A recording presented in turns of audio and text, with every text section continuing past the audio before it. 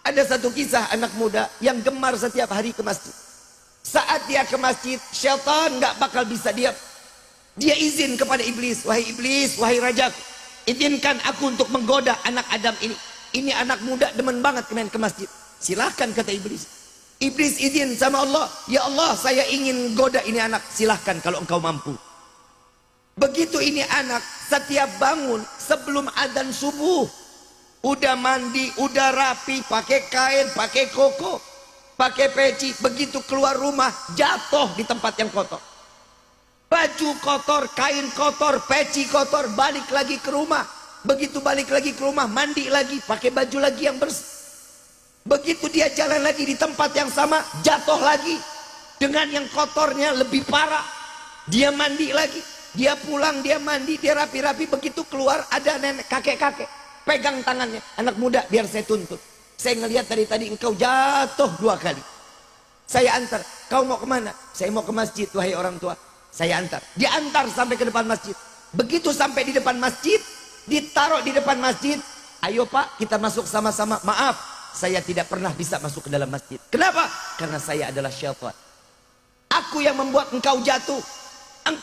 Aku yang membuat engkau dalam keadaan kotor, kata syaitan. Saat engkau terjatuh, aku tertawa. Begitu engkau masuk ke dalam rumah, aku terbahak-bahak. Tapi begitu engkau keluar kembali, dosamu dan orang tuamu semua diampuni oleh Allah. Begitu aku jatuhkan engkau kembali, saat engkau jatuh aku tertawa. Engkau kembali dalam rumah, aku terbahak-bahak. Tatkala engkau keluar dengan siap untuk datang lagi ke masjid, di situ dosa tetanggamu semua dosanya diampuni oleh Allah. Dan jika aku jatuhkan engkau yang ketiga, maka dari itu aku selamatkan engkau. Jika aku jatuhkan engkau yang ketiga kali, maka dosa satu kampung, satu desa akan diampuni oleh Allah. Cuman gara-gara anak muda yang senang gemar ke masjid, malu kita.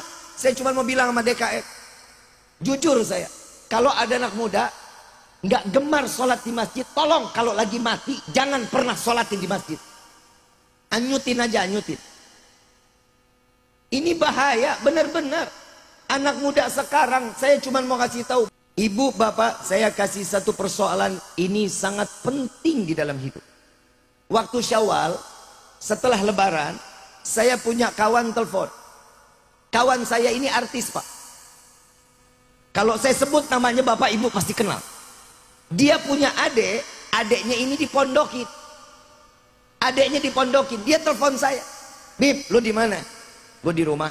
Persis saya lagi di Jakarta. Saya lagi di rumah Jakarta. Bib, gue mau ke sono, Bib. Adek gue nggak mau balik lagi ke pondok. Umur adek lo berapa? 13 tahun. Berarti udah masuk 1 tahun di dalam pondok. Iya, Bib, udah masuk 1 tahun. Baik, bawa aja ke sini. Datang ke rumah saya, dia bilang, Bib, adek gue nggak mau balik lagi ke pondok nih. Bagaimana ceritanya? Saya lihat di kantongnya ada handphone. Di kantong ini anak ada. Saya bilang, ya iyalah, orang 11 bulan nggak pernah megang handphone. Begitu pulang Ramadan dicecelin handphone. Ya Syawal ogah balik. Dia udah nikmat sama handphonenya. Jawaban abangnya apa? Ya mau bagaimana, Bib? Orang udah zamannya. Oh itu jawabannya. Saya bilang, sini handphone adek lo. Boleh nggak saya periksa?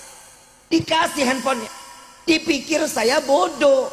Saya buka, saya lihat, saya searching semua historinya, jejak-jejaknya. Semua adalah video link porno yang dibuka dari ini anak. 13 tahun ibu, 13 tahun bapak. Ini anak udah mulai lihai untuk melihat video-video porno. Salah siapa? Orang, anaknya, orang tuanya.